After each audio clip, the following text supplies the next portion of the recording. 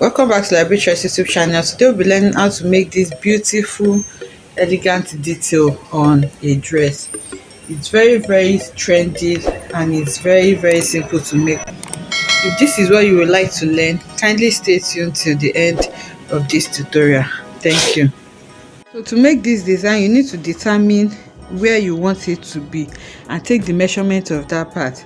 Okay, you can place, this is just a cloth that I have already at home, so I just want to place it on this. You can place the cloth on a mannequin so that you will see the form and how it will go very well. So now I'm going to be taking the measurement from the waistline here and then to go through the neckline up here, and then I'm going to take the measurement of the fold also. So now I'll place my tape rule from here, and then I'm going to measure it like this, and then I'm going to measure it up here up to the shoulder. Then you can see that there is like a fold around here, so I'm going to turn my tape rule, and then where I want my fold to stop, that is where I'll stop. So I have around 31 inches here, and the fabric will be cut on fold so that it can make up for the other one that comes like this. So now 31 inches, and I'm going to be cutting that on my fabric. Okay, so to cut this now, I'll be cutting it. You can either cut it in bias form or by putting your fabric on bias, or but I'll be cutting it in like a mini flare. I'll be using 90-degree flare. If you watch my video on how to draft different types of flare, I'm sure you understand how to cut a 90-degree flare. So to cut the 90-degree flare, the value of where I'm placing it, which is 31 inches in this case, I'll be dividing it by 1.571, okay, which is a constant. If you watch that video, you know how we got that. So when I divided it, it gave me around 19.73, which I will be approximating to 19.75. So now I've put this fabric on fold by 2. Remember that thing is like 2, okay, so that I can cut the two out together because it doesn't have any joining. So there is a fold point around here. So from this angle here, I'm going to be measuring the 19.75 round, which is my radius. So I'll just place my tape rule here, and then using my chalk, I'm going to measure the 19.75 round, like I'm drafting for my flare. Okay, so now I've marked out the radius, and you can see that the upper part, the flare is long, while it just tapers towards the end like that. So you need to determine how long you want it to be. You can use like 5 inches, 6 inches, 7 inches, or depending on what you want to do. So I think I'll be working with around 6 inches. I'll just add half-inch allowance to it.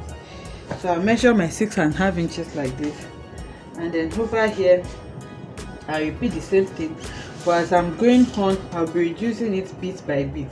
So here I'm going to measure 6 inches. Here I'll measure 5, and then I'll keep reducing it like that. Here I'll measure 4. Then the lower hand, here, you determine what you want to use. Remember, you're still going to turn it in, so you should include that allowance. So I think I'll just be going with 2.5 here. Okay, so from here I'll measure 3 inches, and then I'm going to connect everything together. So here I'm measuring 3.5. So you should get what I'm trying to do there. It will be big around here, and then as it goes on, it's going to be small. So you can see what we have here, that it is wide, but as we are going, it just keeps getting smaller and smaller. So now I'm going to take my scissors and cut this out. So for this project, you will need a gum stay or collar stay, or whatever that will make your fabric strong so that it can stand well. And then you will need like a 1-inch crinoline or 2 inch, but I don't have a 1-inch crinoline presently. So what I have is around 2 inches. I may decide not to use it if my stay is strong enough, but if not, I'll use it. Okay, so now you hold it together and then you cut it out. Sorry, my fabric is shifting.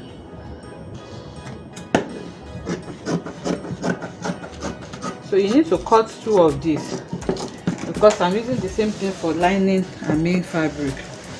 So you cut two of these and then use it to turn out each other. That is after you have added your stay. So this is what we have now. You can see that it's not really a full flare like that. It's just like a mini flare. So I'm just going to place this on my fabric again and then cut out the lining. Then I'll add my stay and bring it back to show us. I've gone ahead to add stay to this. I don't have enough stay, so I'm just adding it to one of the fabric. The other one will not have stay, and I'll just be working with this crinoline. But you should look for a shorter crinoline. This one is quite wide. Okay, so before you sew it, you may want to place this on your on your dress. You can put the dress on the mannequin and just pin it the way it will be, so that you will see if you are okay with the length. If you are not okay with it, you can further trim it down before you sew this up completely. So now I'll place the lining against the main fabric. I'm going to pin it down and then I'll use my crinoline to sew it. So it's as simple as that. Okay, so I've pinned the main fabric against the lining now, and I'll go ahead to sew it. So to sew it, I'll be adding this crinoline to it, but like I said, it's a bit wide, so I'm not going to start adding it all. I can just find, because the crinoline is not so strong, I can just find a way to squeeze it around here. Okay, sorry, let me place the camera well. Okay, so I'm going to place the crinoline here like this, and then I'm going to sew it to it round like this. Before I turn it out, then I'll give it a good press before I fix it to my dress. Okay, so I've sewn the crinoline to it now. This is it, and then I'm going to remove the pin. Then I'll turn it and take it to the ironing table so that I can iron it flat, for it to be laying very flat for us.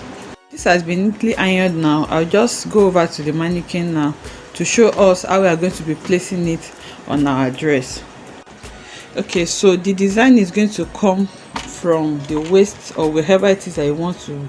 Well, in this case, it's coming from the side of the waist like this, and then it's going to go over through the center neckline and then all the way to the shoulder on one side. Okay, and we already saw how we took measurement, so you can even fix your dress already before you take the measurement on where you want your style line to pass through. So after that, now I'm going to take the small tip, the small part of the, remember we started with the big part and then it was tapered inwards like this.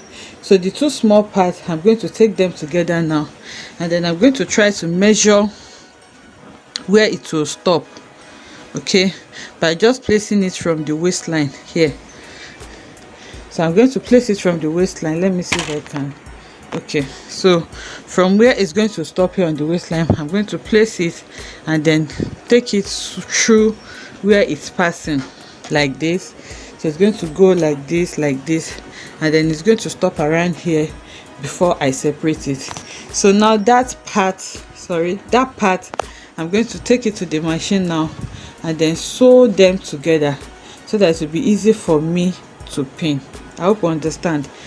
The pattern was 2 before, so now remember it's double, it's fold, is just lapping on each other like this. So now I want to sew them together just for it to, you can do it separately too, but I just want something simpler for myself. So now I'm just taking the two together, and then to know the place where I'm going to stop sewing, I'll just take it and trace it from where it's going to start here, and then trace it all the way to almost where I want it to stop, which is going to be around here. And then I'll take it to the machine and then I sew them together so that it will not be separate like this. I'll have one single one, and then it's going to lap on each other like this, and then this one I'll leave it because they're going to be separate. So now I'm just holding it with my hand. I'll take it to the machine now and then sew. Okay, so I forgot to mention that for neatness, before you even start fixing this at all, you may want to take this to the serger so that you will serge these rough edges so that you have something really neat before you start fixing it. Okay, so now I'll be using my pin. I'm just going to start pinning it from there. You can even chalk the lines that you want it to follow. So you can see that I'm just holding them with a pin. So you hold it with a pin. If you have a chalk, you just take it to your sewing machine now, and then you mark your style lines on your mannequin like this with a chalk. So you just take it to the sewing machine and then sew. But I don't want to attach this to this dress because it's not for the dress, so I'm just going to be pinning it so that we'll see what it looks like by the time we'll finish it. So now I'll keep pinning it just the way I'm going to sew it, like I'm sewing it. So I'll keep pinning it like that. Okay, so I keep pinning it up to where I stopped my sewing. Okay, remember we sewed it up to here and now it is separate. So once I get to where I stopped my sewing, I'll take it separately and then pin it up to the shoulder level. Okay, so I'm going to keep pinning it like this till I get to the shoulder. Remember, this is the shoulder, this place. So I'll keep pinning through like this, just one single one, because it's still going to come like this before it goes back. So I'm pinning it. I hope you understand this. It's really simple. Just pay attention to what I'm doing. Okay, so if you are to be sewing it to your dress, just the way you are sewing, you are pinning and pinning, this is how you'll be sewing it too. But you must have chalked this line that they are going to follow, so that you don't get confused when you are sewing it. You must have chalked the style line. So when you pin up to the upper part here, which is the height of the shoulder, you're just going to be turning it like this, just the way you are seeing it on the thumbnail. Okay, you're going to be turning it and then you're going to pin it up to, remember I said you should notch the center part, so this is the center part where I've notched. So you're going to turn and then notch it up to the center part before you take it back again. Okay, so it's quite simple. I'm going to be pinning it down again, and then when I get up here, I don't want the video to be too long, so I may not be able to start showing all the pinnings, but I'm sure you understand what I'm doing.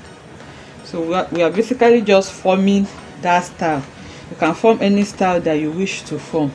So you can see how I'm pinning it, and then once I get to that place where I notched, I'm going to stop pinning and then take it up again, so that I can form that style, something like this that we want to achieve.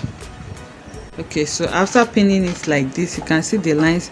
I just went back and then I'm going to be pinning it also to this before I now pin this to the final one, before we now relax it to see what it looks like. You can see that it is quite simple to do this. So like I said, depends on how creative you are, and in our own case we use 90-degree flare. So because the fabric I have is quite little, for more flexibility you can use like a 180-degree flare, and to do this you should watch my video on how to calculate different degrees of flare. But do not try using a straight. You cannot cut this on straight, it's not going to work because of a lot of folding that is going on here. It will be too stiff. Even 90-degree is not so flexible to work with, so you can imagine you cutting it as a straight form. So it's better for you to either cut it this 90-degree like I did, or you just cut it in form of a and half circle flare, which is 180-degree. So after doing that, now I can now fold it over to conceal these rough edges. But remember, it's just a pin, so it may be removing. I'm just going to be careful with it. But by the time you sew it in your own case, it cannot remove. It's just going to fold for you the way you want it to be, and it will be easier for you to bend it. So you can see the way I'm folding it over, and it's looking really beautiful. So you just be creative with it and then form any style you want. So all these rough edges that is showing now, I'm just going to take my needle and thread and tack it neatly in a way that it's not going to show, so that I'll have something really neat by the time I'm done with this. So I'm going to do that now, and then I'll show us what the finished look is looking like. But you can see basically how I was able to achieve this design. I've folded it inwards like this. You can see the rough edges is concealed, and it's coming from the waistline all the way up like that. So I decided not to close it so that you will see the lines that I followed in pinning it. So I just pinned it like this so that I can come all the way like that to form this. So after that, I'm going to be folding this over also so that it can be concealed. So another thing you can do to tack this rough edges if it's not so neat is by just tacking it at the down part like this. You just pick a little bit of this and a little bit of this, and then once you tack it, it will come together a bit so that it can conceal the rough edges for you. But even now with this, it's really looking beautiful and nice. So now it depends on how creative you can be with this. So I hope you enjoyed this tutorial. It's quite simple to make, and it is even a beginner should be able to make this. If you have any challenges, let us know in the comment section. I'll be glad to answer your questions. See you in the next one. Bye.